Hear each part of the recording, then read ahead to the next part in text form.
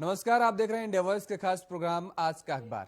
आज का अखबार में भी हम आज जिक्र करेंगे रोज की तरह ही कि आज की कौन सी वो प्रमुख खबरें हैं जो अखबारों में और जिनको तरजीह दी गई। दरअसल सबसे बड़ी खबर तो उत्तर प्रदेश से आई है, जहां पर कल दरअसल शुक्रवार को राष्ट्रपति रामनाथ कोविंद, मुख्यमंत्री योगी आदित्यनाथ और यूं कहें कि प्रधानमंत्री नरेंद्र मोदी भी बाद में पहुंचे थे कानपुर।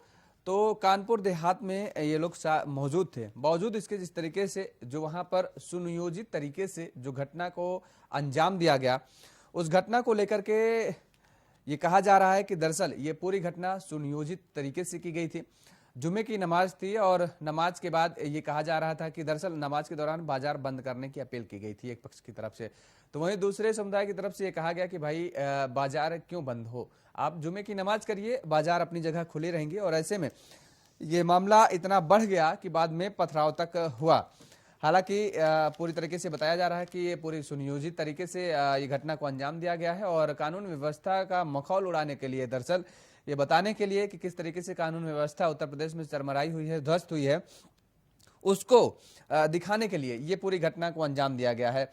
और ये पूरी घटना दरअसल आपको बता दें कि परेड चौराहा स्थित सद्भावना पुलिस चौकी से मूलगंज चौराहे की ओर जाने वाली नई सड़क पर का है, जहां पर नमाज के बाद जबरन दुकानों को बाजार बंद कराकर लोगों को दूसरे पक्ष के विरोध किया, तो तोड़फोड़, बमबाजी, फायरिंग और पथराव किया। सोचिए अब कितनी दुर्भाग्यपूर्ण घटना है कि जबरदस्ती बाजार को बंद कराया जा रहा था, जबरदस्ती ये कहा जा रहा था कि आप दुकान को बंद कर दीजिए। जुमे की नमाज है, दरअसल हर शुक्रवार को होता है, तो कहां तक लोग बाजारों को बंद कर पाएंगे, दुकानों को बंद कर पाएंगे। रोजी रोटी उसी दुकान से उन लोगों की चलती है।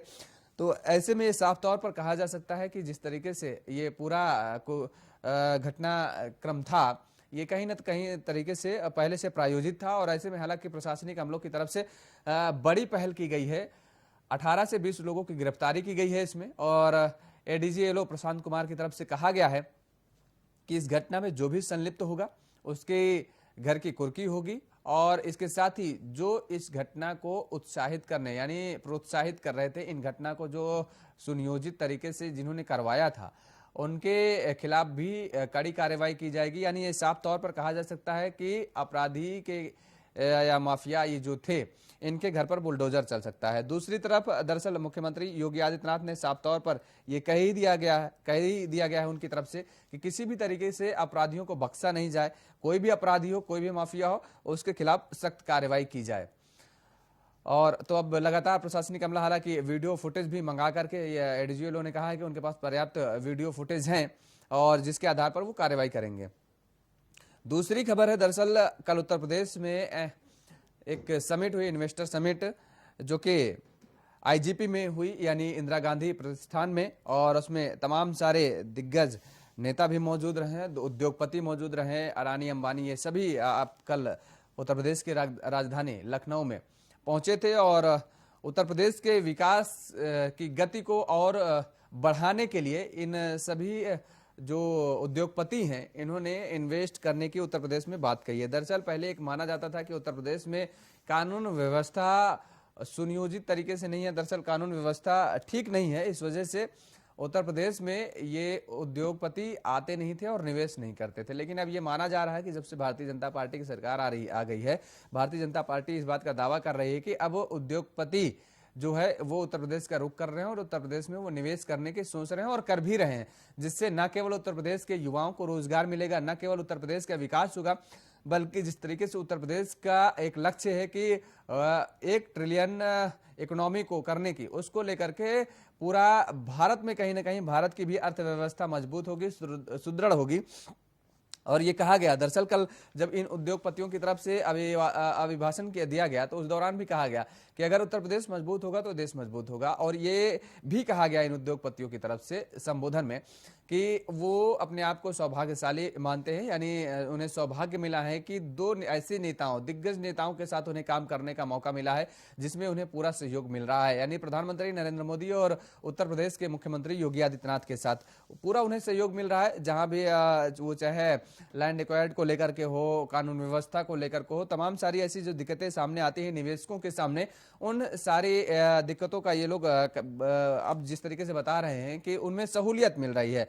और उत्तर प्रदेश में 70,000 करोड़ का निवेश अदानी ग्रुप करेगा, यानी अडानी जो ग्रुप है वो 70,000 करोड़ का निवेश करेगा। ये बड़ी एक लागत है। और इसके साथ ही ग्राउंड ब्रेकिंग सेरेमनी में 80,224 करोड़ रुपए की औद्योगिक परियोजनाओं का शिलान्यास कर प्रधानमंत्री ने विश्वास भी जताया है। और इसके साथ ही कहा है कि 10 वर्ष में देश को बहुत बड़े प्रेरक शक्ति बनने वाला है। यूपी तेजी से काम हो रहा है, कानून व्यवस्था सुधरने से लौटे व्यापारिक का भरोसा, बना कारोबार का सही माहौल। यही देखिए, वही बात मैं बता रहा था कि ये कहा जा रहा था दरअसल कि पहले उनको वो माहौल नहीं मिल पा रहा था निवेशकों को, इस वजह से वो लोग यूपी का रुख नहीं करते थे और उत्तर प्रदेश में निवेश नहीं करते थे। लेकिन अब जब से भारतीय जनता पार्टी की सरकार आई है, कहा जाता है कि उन्हें अच्छा रुख मिल रहा है, अच्छा माहौल मिल रहा है, उन्हें कानून व्यवस्था सुदृढ़ नजर आ रही है और इस वजह से निवेश कर रहे हैं। तो ये उत्तर प्रदेश के साथ कहा गया है कि देश का भी विकास होगा अगर उत्तर प्रदेश का विकास होगा तो। इसके साथ जो तीसरी बड़ी खबर है वो घाटी को लेकर के है। तमाम सारी आवाजें उठ रही हैं। आप देख रहे होंगे कि जम्मू कश्मीर में जिस तरीके से जो घटनाएं हो रही, घटित हो रही है, जो घटनाओं को अंजाम दिया जा रहा है और उसको लेकर के अब लगातार टारगेट किलिंग को रोकने के प्रयास केंद्र की सरकार की तरफ से किए जा रहे हैं। और गृह मंत्री अमित शाह ने कल एक उच्च स्तरीय बैठक की थी जिसमें मनोज सिन्हा जो कि उपराज्यपाल हैं वहां के और उन्होंने भी उसमें शिरकत की है। तो कश्मीर में टारगेट किलिंग रोकने के लिए नई दिल्ली में ये उच्च स्तरीय बैठक का जो है आयोजन किया गया था। इसमें अजीत डोभाल जो कि एनएसए प्रमुख हैं वो भी इस बैठक में शामिल रहे हैं और जम्मू कश्मीर के उपराज्यपाल मनोज सिन्हा भी इसमें मौजूद रहे गृह मंत्री अमित शाह के साथ। तो विचार विमर्श किया गया, मंथन किया गया, चिंतन किया गया। लेकिन अब दरअसल न केवल राजनीतिक लोग बल्कि देश का हर वो नागरिक अब ये चाहता है कि कश्मीर में अमन शांति लौटे, 90 की स्थिति ना पैदा हो, क्योंकि जिस तरीके से 90 की स्थिति बनी थी और लोगों को पलायन करना पड़ा था वहां से मजबूरी में, और एक बार फिर से अब ऐसी स्थिति बनती नजर आ रही है कि जम्मू कश्मीर से लोग पलायन करते नजर आ रहे हैं। वो ये कह रहे हैं दरअसल जिन लोगों की पोस्टिंग यहाँ पर है उनकी पोस्टिंग बाहर कर दी जाए, क्योंकि उन्हें डर सता रहा है, खतरा सता रहा है। लगातार जिस तरीके से मई महीने में जिक्र करें तो लगातार घटनाओं को अंजाम दिया जा रहा है आतंकवादियों की तरफ से, आतंकवादी गतिविधियां एक बार फिर से एक्टिव मोड में नजर आ रही हैं। तो उसको लेकर के अब डर कहीं ना कहीं कहा जा रहा है और ये कहा गया है कि 1990 की गलती ना दोहराई जाएगी। बैठक में भाग लेने पहुंचे जम्मू कश्मीर के वरिष्ठ अधिकारी ने टारगेट किलिंग को देखते हुए कश्मीर घाटी से हिंदुओं को बाहर निकालने जाने की मांग को खारिज कर दिया है। उन्होंने कहा है कि अभी करीब 6,000 हिंदू कर्मचारियों को स्थानांतरित कर दिया गया है, लेकिन उन्हें पूरी तरह से घाटी से निकालने की 1990 की गलती नहीं दोहराई जाएगी। आतंकियों का टारगेट किलिंग का मकसद भी भय फैलाकर अल्पसंख्यक हिंदुओं को घाटी से बाहर निकालने के लिए मजबूर करना है, लेकिन इस बार उनकी साजिश नाकाम रहेगी। तो देखिए, ये कहा जा रहा है कि दरअसल आतंकियों की जो मंशा है वो यही मंशा है कि जो अल्पसंख्यक है वहां पर उनको वहां से निकाला जाए, डराया जाए, धमकाया जाए, ताकि ये लोग यहाँ से पलायन करने को मजबूर हों और जम्मू कश्मीर यानी घाटी को छोड़ करके अन्य प्रदेशों का रुख करें। और इसके साथ ही लेकिन कहा गया है अधिकारियों की तरफ से ऐसी स्थिति पैदा होने नहीं दी जाएगी, लोगों को जो है सुरक्षा मुहैया कराई जाएगी। और जो ये बातें कही जा रही हैं पलायन की, उसको भी उन्होंने हालांकि सिरे से खारिज कर दिया है। तो इसको लेकर के सबसे बड़ी बात है। और एक और सबसे बड़ी बात है कि कल दरअसल जिस तरीके से प्रधानमंत्री नरेंद्र मोदी जब कानपुर देहात पहुंचे राष्ट्रपति रामनाथ कोविंद के गांव, पैतृक गांव पर, तो वहां पर एक बड़ी चीज देखने को मिली। दरअसल राष्ट्रपति का स्वागत करने जब राष्ट्रपति पहुंचते हैं तो प्रधानमंत्री जरूर स्वागत करने उनका एयरपोर्ट पर पहुंचते हैं, लेकिन ये एक पद की गरिमा हम कहेंगे। राष्ट्रपति के पहुंचने पर प्रधानमंत्री स्वागत करेंगे, लेकिन प्रधानमंत्री के पहुंचने पर राष्ट्रपति उनका स्वागत करने नहीं पहुंचते हैं। लेकिन कल ये तस्वीर देखने को मिली कि जब राष्ट्रपति जो है प्रधानमंत्री नरेंद्र मोदी का जो स्वागत करने पहुंचे हैं, दरअसल ये प्रोटोकॉल को तोड़ करके माना गया है, क्योंकि ये कहा गया है कि एक पद की गरिमा होती है और उसको बनाए रखना चाहिए। तो हालांकि प्रधानमंत्री नरेंद्र मोदी ने इस बात को अपने संबोधन में उन्होंने कहा भी कि राष्ट्रपति मेरा स्वागत करने आए तो मैं शर्मिंदा महसूस कर रहा था, उनके पद की अपनी गरिमा है, हम उनके निर्देशन पर काम करते हैं।